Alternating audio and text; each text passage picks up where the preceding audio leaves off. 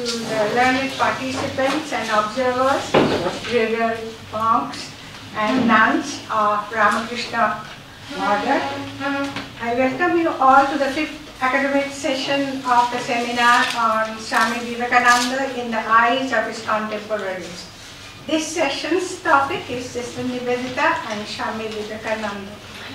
Sister Nivedita, as all of you are aware, was born as Miss Margaret Noble, and she was not only an ardent disciple of Swami Vivekananda, but through her, the world and we also get to know about the complete work of Swami Vivekananda, his life, as well as Sri Ramakrishna Paramahansadev and his life and work and ideals. And the women of the modern age, which includes me as well, we are very much indebted to Sister Nivedita for introducing, improving the educational system among the women of India, and we are really grateful to her for that particularly. We have among us 2 speakers, and the first speaker is Pravrajika Prabuddhaprana, who all of you are aware about her work that she has been doing on the disciples who had been fortunate to walk under the feet of Swami Vivekananda. And she will be talking about Sister Nivedita and her introduction to Vivekananda's complete work. And we all have got one copy which she had given, circulated amongst us, the first 4 pages of the introduction. So I will now ask Pravrajika Prabuddhaprana to continue with her. With your permission, I have a cough. I hope I won't punctuate too much with cough. Sister Nivedita, through her introduction to Vivekananda's complete works, I knew, wrote Swami Vivekananda's Irish-English disciple, Sister Nivedita, that here I was but the transmitter, the bridge between him and that countless host of his own people, who would yet arise and seek to make good his dream.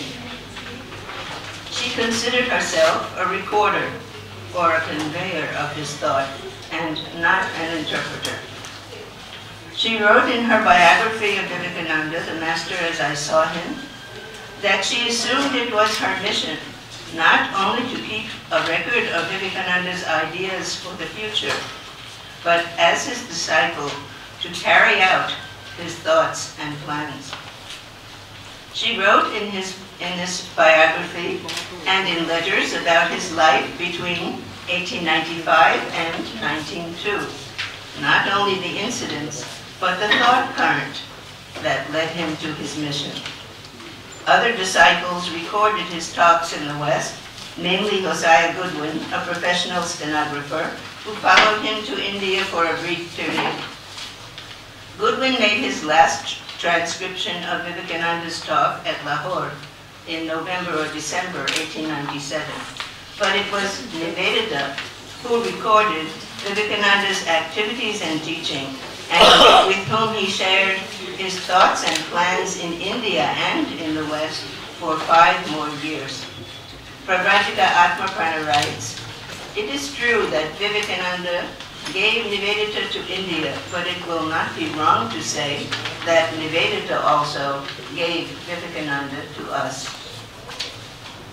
At the time Nivedita wrote this introduction to the complete works of Swami Vivekananda, the 2nd volume of it had not been published, and this is the reason that her discussion is mostly limited to the subjects of the 1st volume of the entire complete works.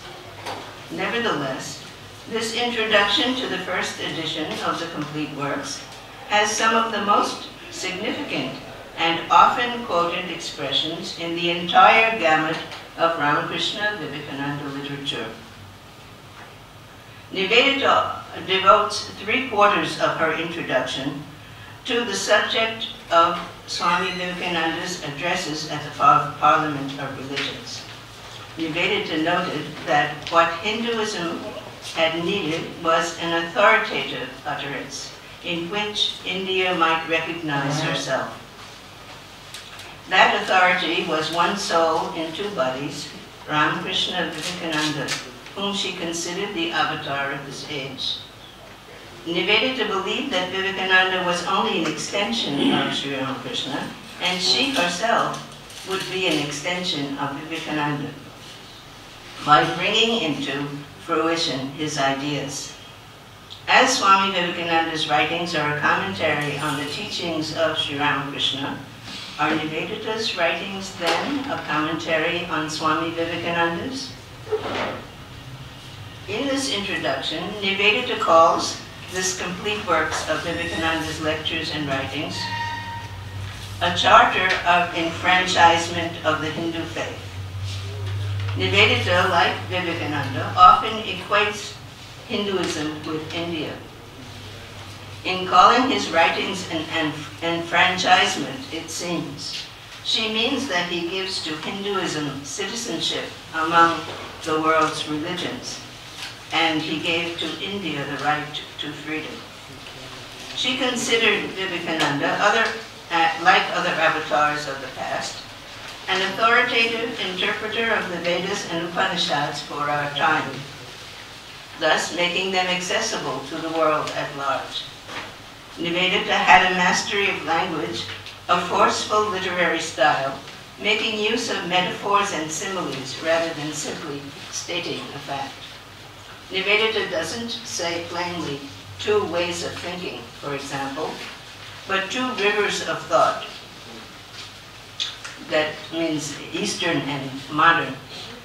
Instead of writing that there are three aspects of Vivekananda's work, she writes that there are three notes that mingle to form the music of the works of Vivekananda. Again, she writes here about Vivekananda that the three, Guru, Scripture, and Motherland, are the three lights burning within that single lamp which India by his hand lighted and set up for the guidance of her own children and the world. Nivedita's persuasive, positive, and heroic personality comes through her words. Nivedita's Victorian style of writing aside, her brilliant intellect and subtle intelligence enabled her to grasp the essence of Vivekananda's message and convey its inner meaning. One could sometimes catch her taking one of Vivekananda's eloquent sayings and, inspired by it, elaborate upon it, making it into something of her own creation. For example, she writes in this introduction that in his lecture, The Work Before Us, Vivekananda entreats everyone to help him to build a temple wherein every worshipper in the land can worship. A temple whose shrine shall contain only Om. For one thing, it was not in the lecture, The Work Before Us, but in the following lecture in volume 3 of the complete works, entitled The Future of India. Now 105 years have passed and it's still there. Nivedita says there are some of us, meaning herself, who catch in the utterance the glimpse of a still greater temple, India herself. All humanity converges there, in the motherland as she already exists, and to which the faiths of all worshippers and religious systems lead. Nivedita, in her romantic idealism and passionate concern with nationalism for India, it seems, sometimes loses the larger picture of Vivekananda's message as having an international scope, except in the idea that all paths lead to India. Even, she says, India was the giver of the English civilization. For what would the England of Victoria have been without the wealth of India behind her? He said, that is, Vivekananda said, we will go to every country under the sun, and our ideas will make up every nation in the world. He wanted to liberate the West also of its prejudiced mindset. Sister Nivedita wrote that Vivekananda was the man-maker, and nation-making was left to her. He said, my mission is not Ramakrishna's, nor Vedanta's, nor anything, but simply to bring manhood to my people. Vivekananda makes no distinction between the service of man in the attitude of worship and the worship of God, between manliness and faith in oneself.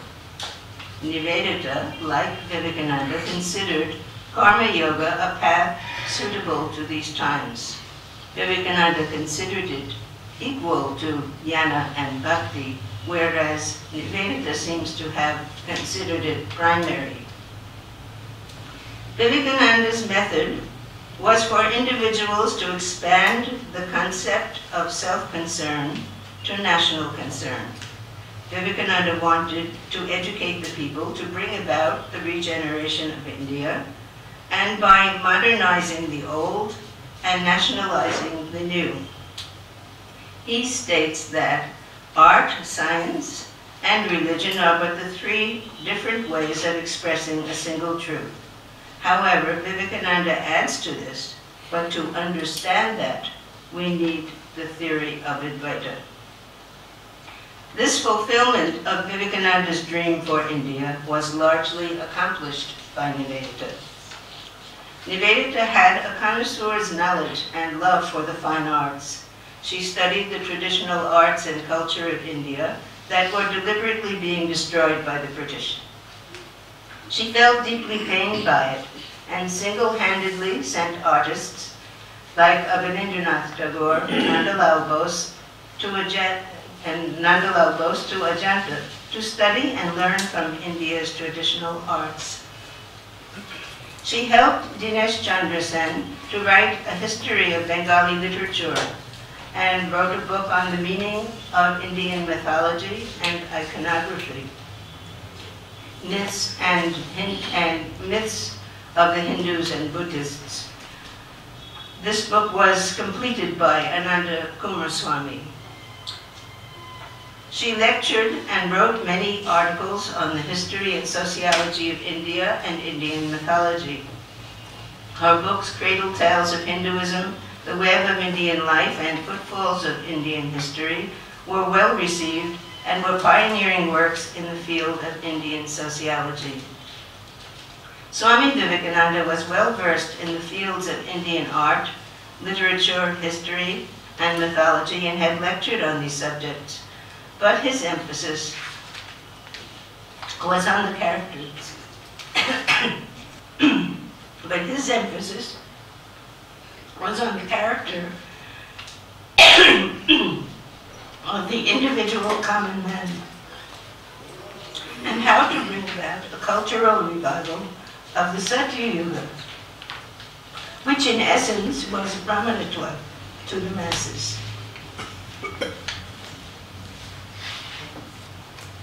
He wanted common people to feel proud of and identify with their culture, which would give them unity and the strength of solidarity. The colonizers' ideology was that there was a disjunction between India's past and present. They would have had Indians believe that their culture, social and religious, was dead. Therefore, Indians would be compelled to adopt the British culture and language and its so-called civilized life in order to progress. Vivekananda wanted to counter this weakening attitude by preaching that India's past continues into the present. Nivedita took this up and revived the past traditional expressions of Indian culture in every field. And nothing is secular, and everything is spiritual according to the idea of Vivekananda. The many and the one are the same reality. He preached that one should sacrifice oneself in the service of God in humanity. It is in this introduction to the complete works that Nivedita points out how Swami Vivekananda gave the practical application of spirituality to the service of India. She wrote, "Here is the crowning realization into which others are resolvable."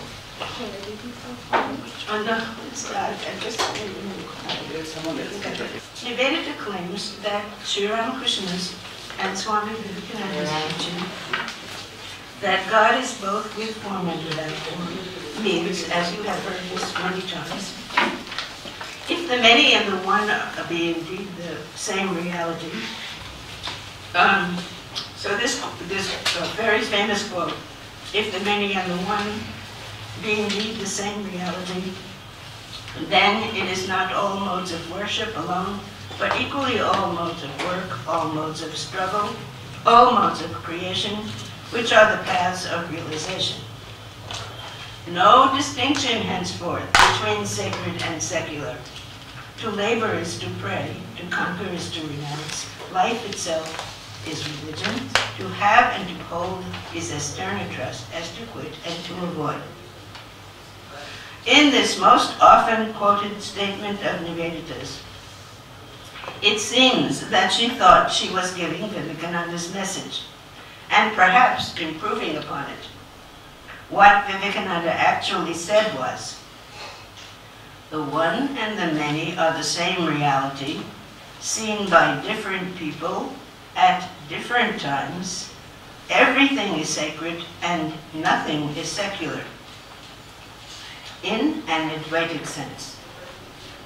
Nivedita says that there is henceforth no difference between sacred and secular, but then one can derive that everything is secular as well. It has been suggested that Nivedita uses this statement to prove that there is in it a rationale for Advaitic politics. Unfortunately, this statement has been lauded as a new contribution to the Ramakrishna Vivekananda idea, Advaita Vedanta as a synthesis of Indian religion and politics. Vivekananda warned that a secular democracy brings indifference to a spiritual ideal, leaving only materialism and selfishness. Therefore, a spiritual concept of Advaita must be the motive of his practical Vedanta. That is, the action must be done with faith or with the working hypothesis that the Advaitic experience is the goal. Perhaps that was implied in Nivedita's statement.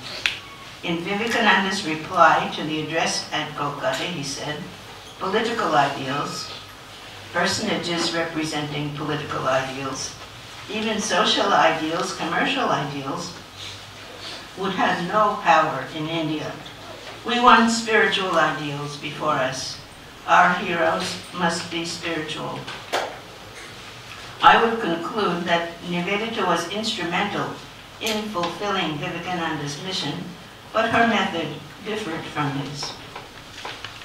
Nivedita was a product of her past history of the revolution in Ireland and witnessed there guerrilla warfare as a tactic for gaining national freedom. Nivedita had witnessed all over again in India the colonial, physical, and moreover psychological oppression, this time of the Indian people. In having them believe that they were primitive natives and in changing their priorities to cultivate the modern over the traditional and secular over the sacred. In her passion for gaining India's freedom by involvement in politics, she had to publicly disassociate herself from the spiritual order of her master, which would avoid politics. In the work before us, which is in volume 3, Vivekananda says, wisdom and philosophy do not march upon living human bodies, do not march with violence, but come on the wings of peace and love. The gift of India is the gift of religion and philosophy, wisdom and spirituality.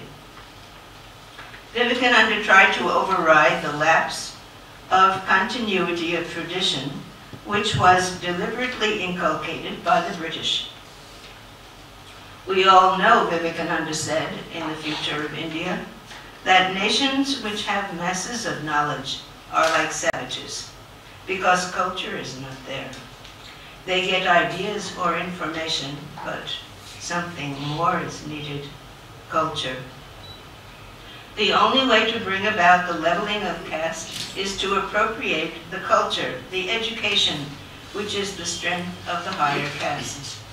He would have liked to see the whole nation become Sanskrit scholars, but he understood the difficulty and therefore said that these ideas must be taught in the language of the people, but Sanskrit should have been taught because it is prestigious and contains the traditional culture.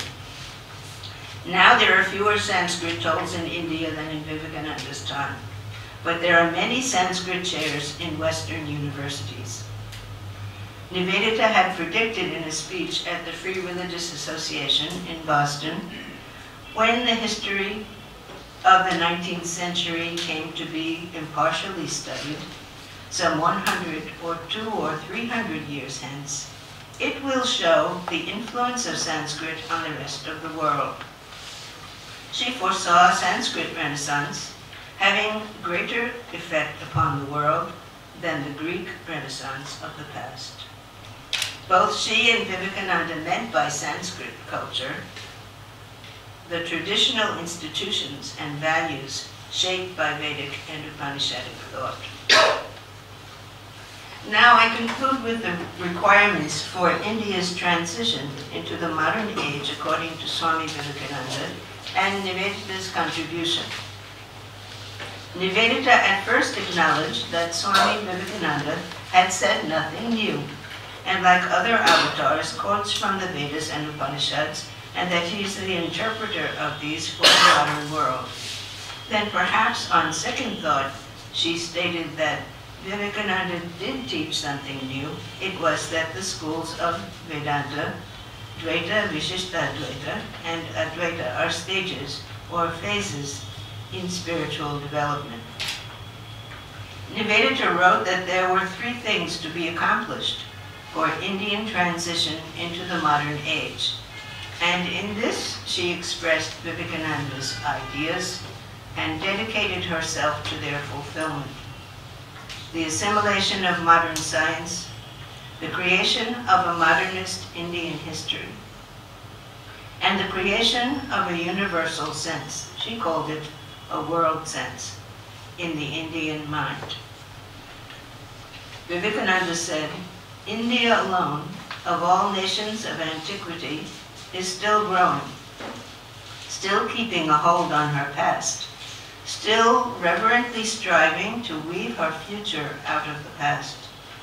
This has been accomplished today, and Nivedita, no doubt, had a good deal to do with it. Sorry for the cough. Thank you. We get to know about the versatile, not only genius of Sister Nivedita, but of all the things that she had done at the present moment. What I have said, the women like me and others can bow to her, because we can sit here now and be at the chair in different places because we were allowed to be educated with her effort, and of course effort with others as well. But we cannot forget about that.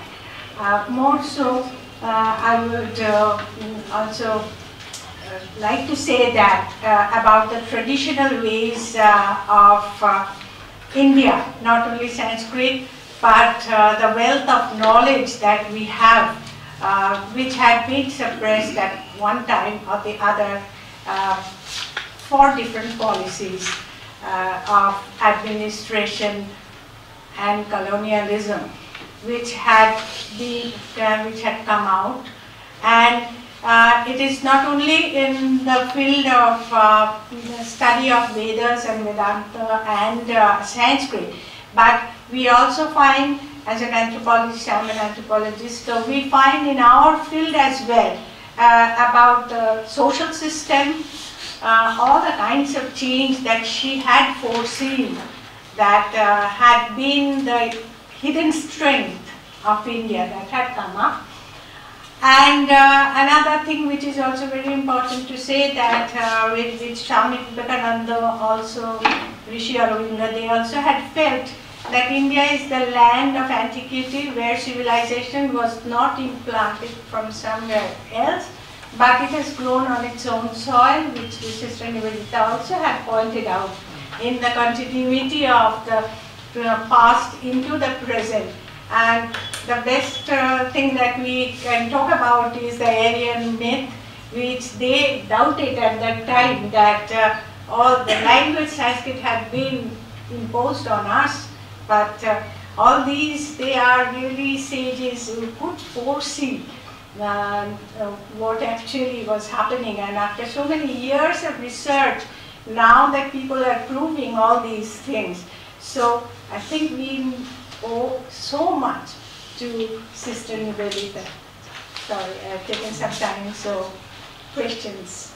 I believe this Aryan myth, it was also inculcated by the British. Right. It was also one tactic of the British. Yes, yes, that it was taken up by Hitler and others with the Thule Society of Germany, who had done so much of genocide in the name of pure race, so-called Aryans and others, which have been busted down with archaeological, geological, linguistic data. So she had foreseen all these things, and we just can't imagine how much she was a real prophetess. In such a short period of time. Swamiji had told her one time that you are inspired just as I am inspired. You are also inspired. Can you comment, Joy? Thank you so much, Mataji. Yeah, I think your presentation was truly punctuated by your simplicity and your honest deliberation. So not by anything else. It can happen to anyone at any point of time. Just because we invoked on the Aryan myth, that can you, if it's possible, bring out one or two references from her works, which brings us close to clearing up the Aryan myth. Just as a as works. Oh, I don't think I can. Okay. No, I don't know. So okay. And I was also interested. The second and the last thing is that you talked about Aurindanath and yes, Nandalal Bose. Can you expand a little more on that? Probably we hear something new and yes, something more. Only a little. She also was in touch with Havel, the director of art,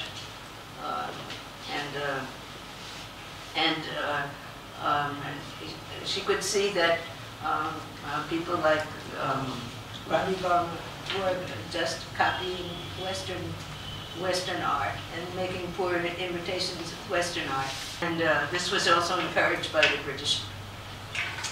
So she sent these young artists to learn about traditional Indian art.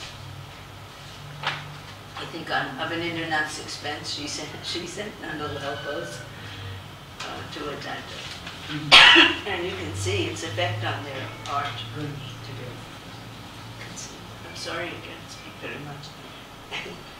Yes, please. Yeah, I came late, so I'm not in a position to say much on what Mataji has said. But I'd like to add on 2 points about Sister's influence on Abhinanda. Sorry. Sister on our own expenses, on our own initiative, sent 2 artists to Ajanta to study Ajanta Murals. And they were Nandal Bose and Ashit Khatta. Both of them were very instrumental in shaping what later became known as Bengal School of Art, which was pioneered by Prabuddhaprana. Prabuddhaprana was deeply influenced not only by Chandrakala, and also by Havel. Yes. Havel was not the director. He was the principal of Government School of Art. At that time it was called Government School of Art. It was not a college at that time. It was Government School of Art. And Havel was the principal there. I have to add a few points about Havel because it will clear the picture. Havel initially was a student of design. He was an alumni of what's called the Kensington School of Art in London, and they were supposed to teach design. Havel and others like him, who were appointed as principal of Madras School of Art and then Lahore School of Art. This favor came out very initially. All of them were alumni of this Kensington School of Design.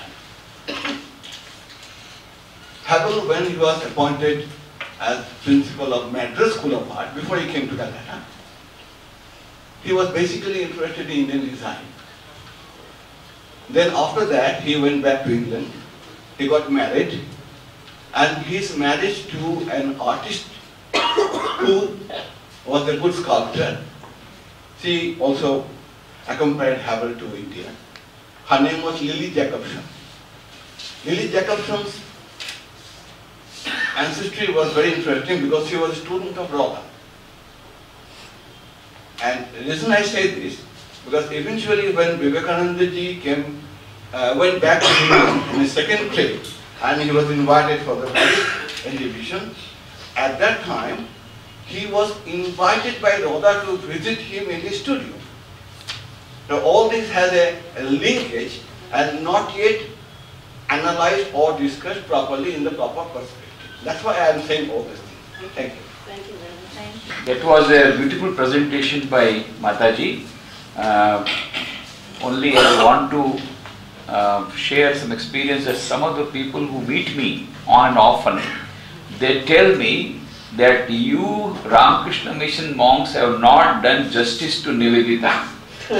She has done so much, cultivated so much, not only the field of art and culture and education, but also in bringing about the independence of India. Somehow that you have been suppressing. I said not suppressing, but of course, I really acknowledge that we have fallen behind. Somehow or the other we have not done justice to Nivedita. So I would request Saradama to come forward and bring about these ideas, particularly yesterday, you were not there. How in the field of management, these ideas of Nivedita are so important, converting work into worship, and each and every field, even workshop, can become a center of worship. By the same token, a CEO, a manager and executive can spiritualize each and every activity, and how this can be done into the professional field. This has to be further worked out. We have already very fundamental principles in Nivedita, these very, very inspiring words. But this is to be elaborated, put into a sort of a theoretical part, and then to be preached far and wide. Then we will be reaping the fruits, the benefit of the wonderful words that Nivedita have told in that introduction. It's a wonderful introduction.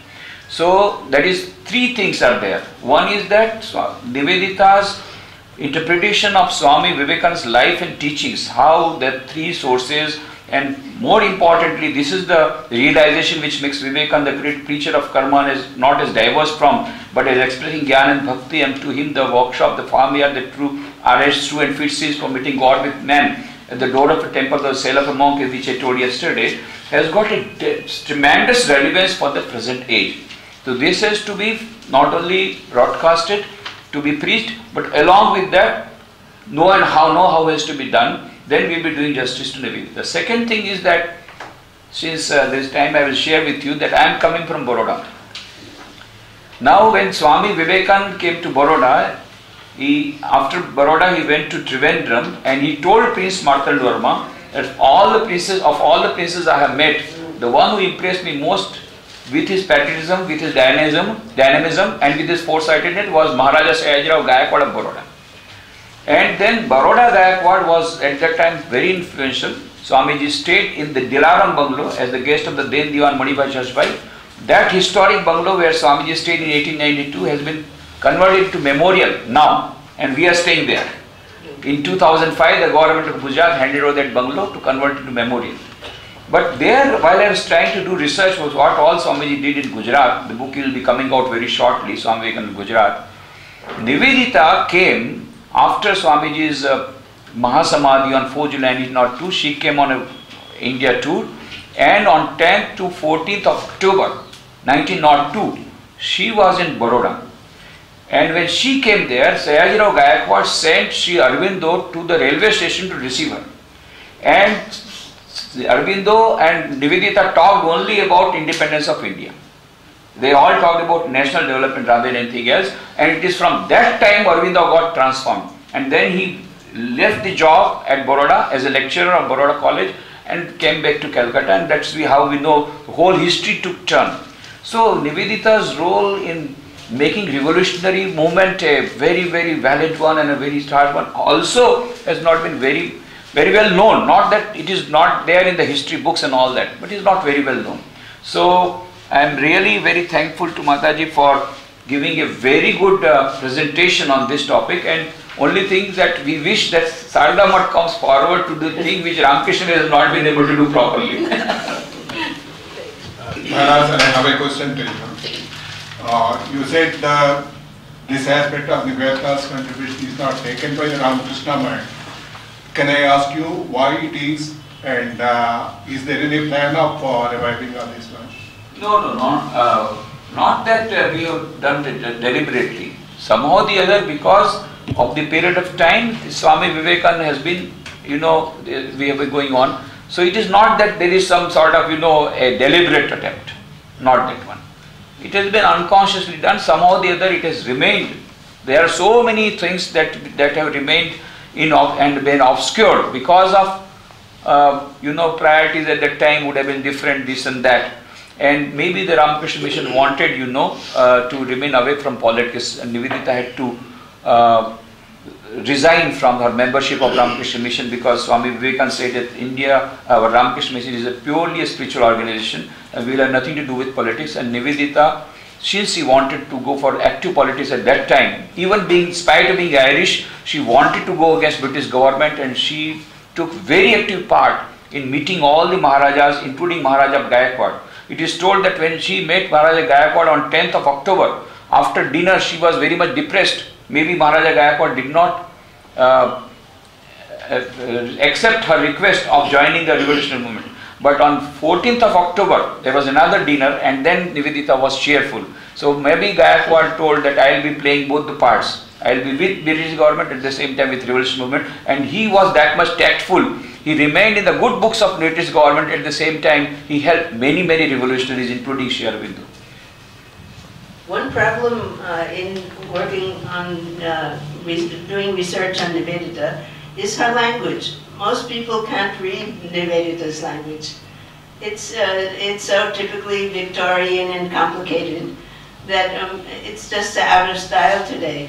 Whereas it's such a contrast with Swamiji's language, which is always modern and very straightforward. This is one of the big obstacles in. Yeah, that is that holds good for the books of Nivedita, including the masterpiece, the masters I saw her. But what I would say is that we can write more. I mean, so for example, Letters of Nivedita has already come by Shankar Prasad Bose, and some other books have come. But some more serious, some books doing some more research on whatever she has done may come out and then may be popularized. And some more work may be done on what Nivedita has told, some sort of, some research work on that. And that will help, I think, better to propagate the message of Nivedita. Your words are inspiring, Maharaj. Now we do something. I had a question. See, I am a I'm not I'm a physicist, so I'm completely out of place in this gathering. But what I understand is that in the last years of the first years of the 20th century, two very remarkable women, both Irish, came to India, Annie Besant and Sister Nivedita. And I think it is not proper to say that they were Irish and so they were British. I mean, that's not true at all. I mean, the Irish Home Rule League, I don't know. I mean, I don't know whether Nivedita was associated with the Irish Home Rule League or the suffragette movement, but Annie Besant was with both. And that was actually, I think, the origin of her anti-British and pro-Indian independence stance. So I just would like to know something about, let's say, the background of Sister Nivedita in this. Is it a question? Yeah, it's a question. I mean, was she in the Irish Home Rule movement? Was she the suffragette movement in Britain? Nivedita. Nivedita, yes. Nivedita, yes. She was in fact involved with the Sanpan, these Sanpan, yeah, revolutionaries. yes. The Irish revolutionaries. Just one or two clarifications.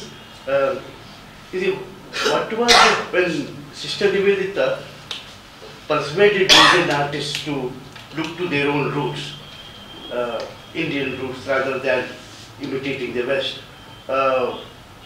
Was she having a critical attitude towards some styles of Indian art? For example, Ananda Kumar Swami was very much against the Gandhara art. In fact, he condemned Ravi Verma's paintings as by saying that they are the modern equivalents of Gandhara art. But then Nivedita also tried to prove that this Gandhara is indigenous Indian art and it is not influenced by Greek art. Because Ananda Kumar Swami has a clear idea of what it is to be an Indian art. That should be symbolic rather than realistic. You see, that is very clear.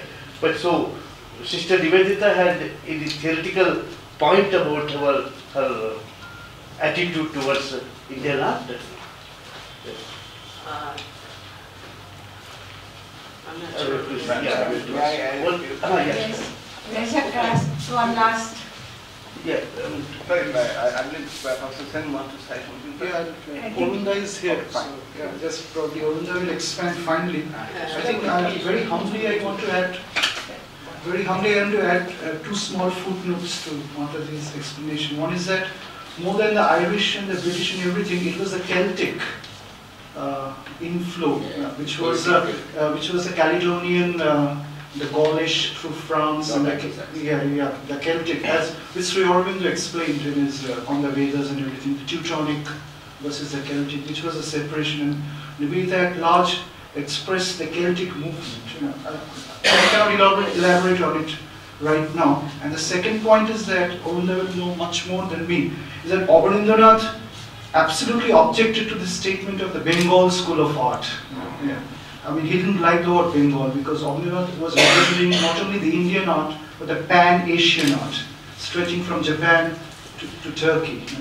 And Nivedita was a close ally to that kind of a thought. So when we are expanding, we have to expand, possibly keeping these two yardsticks in the background.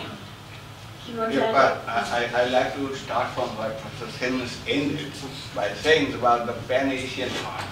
And that concept was pioneered by two persons. One is Sister Nivedita, other was Okakura. Yes. Okakura, when he came to India, he was deeply influenced by Swamiji and eventually by his closest disciple, Sister Nivedita, in art. And when I say closest disciple, it is disciple in art. And both of them, Swamiji and Sister, helped Okakura to shape his thoughts about Pan-Asian art. Yes. So that part of Professor book with Okakura. Yeah, the corporate. And now I come to Professor Kulkarni's question. Sister Nivedita was a very critical analyst on art and has written immense amount of things about what she saw in Louvre and other museums, and had very definite idea about the symbolic nature of art. And if there was any absence of symbolism in art, that was something she didn't like. In fact, she was particularly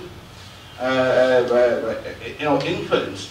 And I would say she liked very much those kind of art which was in Sorbonne University, and you can still see that. And see the voluminous about it. In fact, her writings on art, and particularly her critical ideas on art, shaped the concept of what Abanindranath eventually portrayed in his art and gave to others. Thank you very much. I know we can go on, and such an interesting topic. I thank you very much, Pravrajika and Mataji, for such a beautiful presentation.